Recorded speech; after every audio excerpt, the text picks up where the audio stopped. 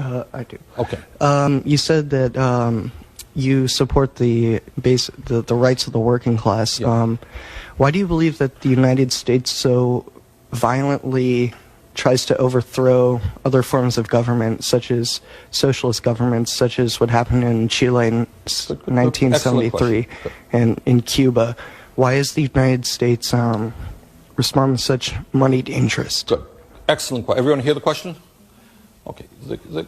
If you look, and not enough people do, and that gets me into a whole other issue, which is the media, which I want to talk about, because I'm very concerned about the media today and the degree to which a few corporations control what we see, hear, and read.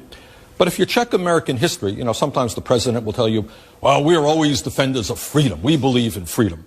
But if you check history, what you will find is that in many years, especially in Latin America, which way back from when President Monroe developed his Monroe Doctrine, we have the right to own Latin America, and we will tell any government there what we want to happen. That's the simple truth. So throughout our history, we have overthrown many, many governments. We didn't like their form of government.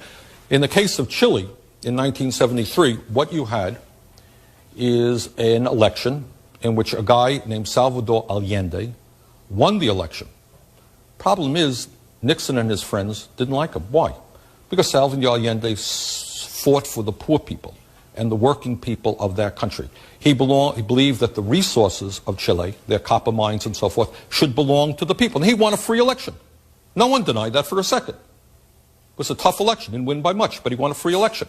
There was another election. His party got more support.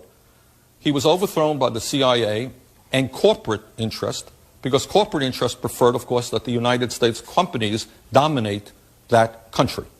And a lot of what politics is about, going way, way back to the 19th century, to England, France, is the domination of colonies so that big companies in a given country can take the resources of those countries for their own use. So I think that's what happened, and it was a very unfortunate day in American history. Allende won in a democratic election, was popular, was overthrown, and eventually killed. And in his place, a guy named General Pinochet took place, ran that country with an iron fist, killed many, many people, but he was okay. He was a good guy. Why?